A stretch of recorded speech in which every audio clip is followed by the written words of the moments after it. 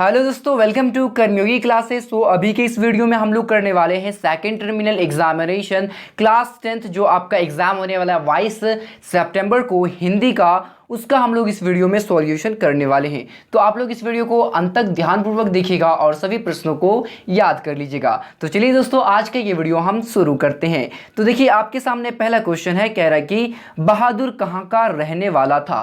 तो दोस्तों, बहादुर जो रहने वाला था वो नेपाल का रहने वाला था। ऑप्शन भी आप लोगों को याद रखना है। अगला है 2 नंबर क्वेश्चन आपके सामने, बहादुर की उम्र कितनी थी। तो बहादुर की जो उम्र थी दोस्तों वो 11 से 12 वर्ष के बीच था। अगला है 3rd नंबर क्वेश्चन, बहादुर पर चोरी का आरोप कौन लगाता है। तो बहादुर पर चोरी का आरोप लगाता है निर्मला के रिश्तेदार। अगला है 4 नंबर क्वेश्चन, परंपरा का मूल्यांकन गद्य की कौन सी विद्या है। तो वो विद्या है दोस्तों निबंध। ऑप्शन सी आप लोगों को याद रखना है, निबंध। अगला है 5 नंबर क्वेश्चन, रामविलास शर्मा का जन्म कब हुआ था।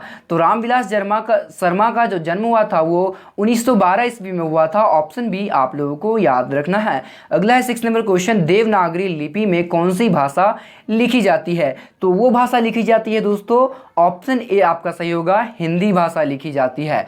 आइए अब हमारा अगला देखते हैं। 7 नंबर क्वेश्चन है, निम्न में गुणाकार मूल्य की रचना कौन सी है। तो वो रचना है दोस्तों नागरी लिपि। ऑप्शन बी आप लोगों को याद रखना है। अगला है 8 नंबर क्वेश्चन, परंपरा का मूल्यांकन पाठ के लेखक कौन है। तो वो लेखक है दोस्तों रामविलास शर्मा। ऑप्शन ए आप लोगों को याद रखना है। अगला है 9 नंबर क्वेश्चन आपके सामने, नाखून क्यों बढ़ते हैं लेखक से किसने पूछा। तो लेखक की लड़की ने पूछा था। ऑप्शन बी आप लोगों को याद रखना है कि छोटी लड़की ने पूछा था। आइए अगला देखते हैं। 10 नंबर क्वेश्चन है आपके सामने, सर विलियम जोन्स समुद्र यात्रा करते हुए भारत कब पहुंचे थे। तो वो पहुंचे थे 1783 ईस्वी को। ऑप्शन बी आप लोगों को याद रखना है। अगला है 11 नंबर क्वेश्चन, गिरधर लाल का बेटा कौन था। तो वो बेटा था Madan. Option B, option C आप लोगों को याद रखना है। अगला है 12 नंबर क्वेश्चन आपके सामने, अंबेडकर के अनुसार आदर्श समाज किस पर आधारित होना चाहिए। तो अंबेडकर के अनुसार जो आदर्श समाज आधारित होना चाहिए वो स्वतंत्रता, समता, भ्रातृत्व यानी इन सभी पर आधारित होना चाहिए। ऑप्शन डी बिल्कुल करेक्ट होगा और आप लोग याद रखिएगा। आइए अगला देखते हैं। 13 नंबर क्वेश्चन है आपके सामने, नाखून क्यों बढ़ते हैं इस पाठ से कौन सा दृष्टिकोण प्रकट होता है। तो वो प्रकट होता है यथार्थवादी का। ऑप्शन सी आप लोगों को याद रखना है। आइए अगला देखते हैं। 14 नंबर क्वेश्चन है आपके सामने, मैक्स मुलर का जन्म कहाँ हुआ था। तो जर्मनी में हुआ था। ऑप्शन बी आप लोग याद रखिए। आइए अगला देखते हैं, सेन साहब की कितनी लड़कियां थी। तो सेन साहब की 5 लड़कियां थी। ऑप्शन डी आप लोग याद रखिए। अगला 16 नंबर क्वेश्चन, गुरु नानक किस काल के कवि थे। तो गुरु नानक जो थे हमारे भक्ति काल के कवि थे। ऑप्शन बी आप लोगों को याद रखना है।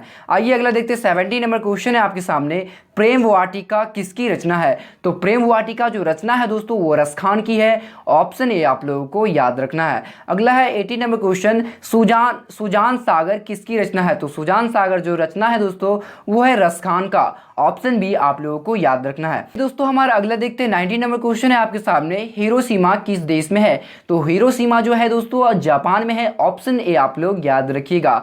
अगला है 20 नंबर क्वेश्चन, हिरोशिमा शीर्षक कविता किस काव्य से संकलित है। तो वह है सदा नीरा से संकलित। ऑप्शन बी आप लोगों को याद रखना है।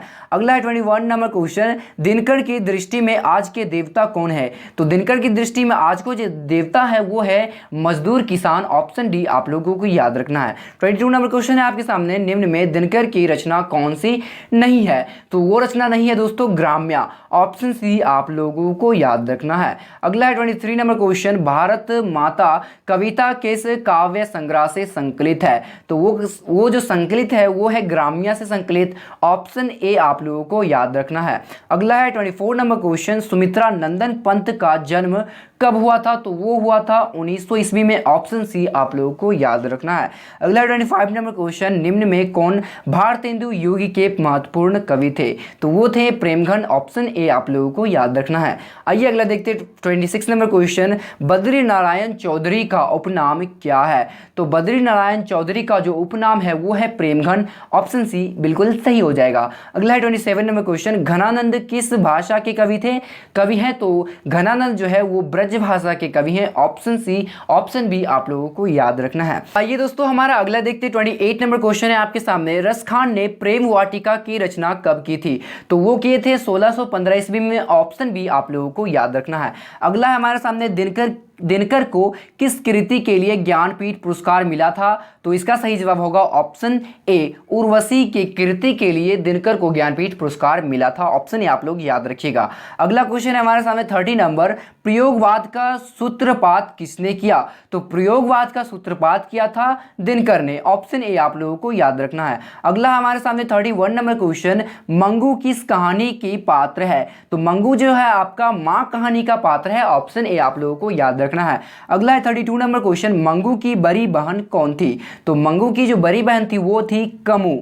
ऑप्शन बी आप लोगों को याद रखना है। आइए अगला देखते हैं 33 नंबर क्वेश्चन है, मगम्मा की बहू कौन थी? तो मगम्मा की जो बहू थी वो थी नजम्मा। ऑप्शन ए आप लोगों को याद रखना है। अगला है 34 नंबर क्वेश्चन, ढहते विश्वास कहानी का प्रमुख पात्र कौन है? तो इसका सही जवाब ऑप्शन बी होगा लक्ष्मी। अगला है 35 नंबर क्वेश्चन, लक्ष्मण कहाँ नौकरी करता था? तो लक्ष्मण नौकरी करता था दोस्तों कलकत्ता में। ऑप्शन बी आप लोगों को याद रखना है।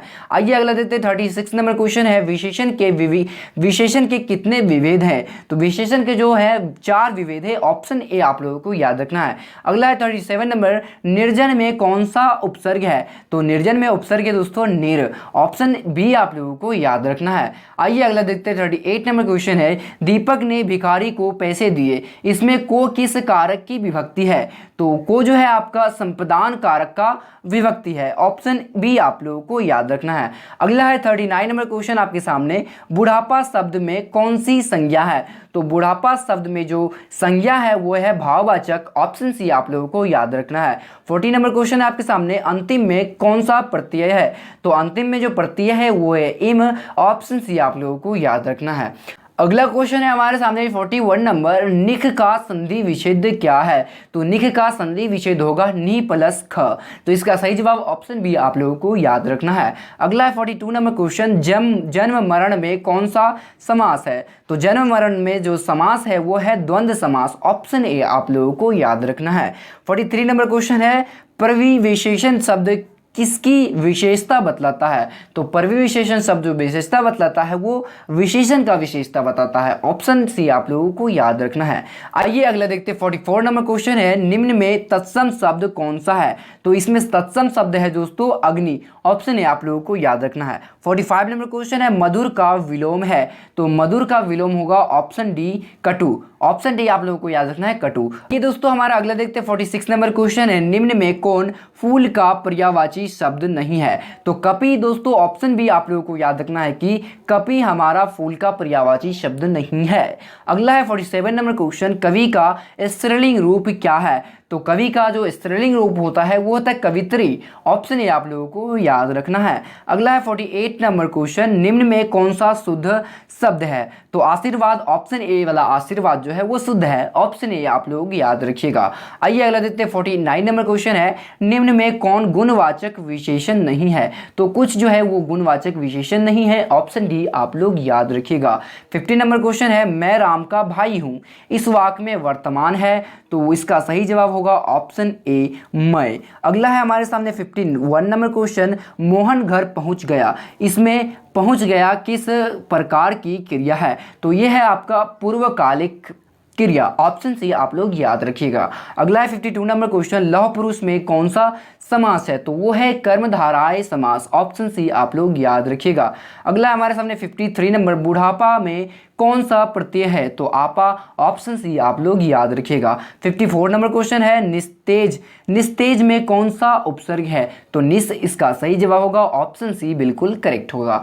अगला क्वेश्चन है हमारे सामने 55 नंबर, निम्न में कौन प्रश्नवाचक सर्वनाम है? दोस्तों इनमें तीनों जो है वो प्रश्नवाचक है, यानी किसे, क्या, किसने? ये जो है प्रश्नवाचक सर्वनाम के उदाहरण है। अगला 56 नंबर क्वेश्चन, गुरु नानक का जन्म कहाँ हुआ था? तो गुरु नानक का जो जन्म हुआ था वो लाहौर में हुआ था। ऑप्शन सी आप लोगों को याद रखना है। अगला हमारे सामने 57 नंबर, सुमित्रा नंदन पंत कैसे कवि थे? तो छाया कवि, छायावादी कवि थे। ऑप्शन बी आप लोग याद रखिएगा। 58 नंबर क्वेश्चन है, पंत ने मिट्टी की प्रतिमा उदासीनी किसे कहा है? तो वो कहा था भारत माता को। ऑप्शन ए आप लोगों को याद रखना है। अगला है 59 नंबर क्वेश्चन, कह रहा है कि प्रसिद्ध नर्तक शंभू महाराज बिरजू महाराज के कौन थे? तो इसका सही जवाब होगा ऑप्शन बी, चाचा थे। अगला क्वेश्चन है हमारे सामने 60 नंबर, जितना झगड़ा होता है डैश बढ़ती है? तो उम्र बढ़ती है। ऑप्शन ए आप लोगों को याद रखना है। तो दोस्तों ये रहा आपका सेकेंड टर्मिनल एग्जाम हिंदी का 60 ऑब्जेक्टिव क्वेश्चन का सॉल्यूशन। अगर आपको सब्जेक्टिव का भी सॉल्यूशन चाहिए तो जरूर कमेंट कीजिएगा, और चैनल पर पहली बार आए तो चैनल को जरूर सब्सक्राइब कर लीजिएगा। तो मिलते किसी नेक्स्ट क्वेश्चन पेपर के साथ, तब तक के लिए धन्यवाद।